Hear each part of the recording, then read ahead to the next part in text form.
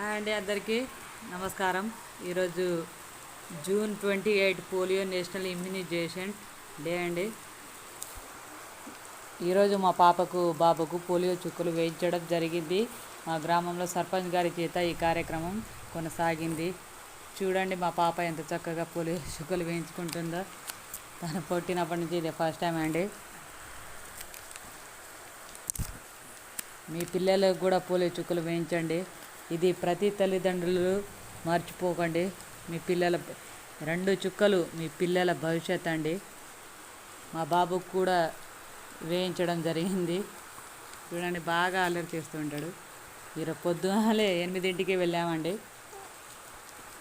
ఈ కార్యక్రమం ఎంతో చక్కగా కొనసాగింది.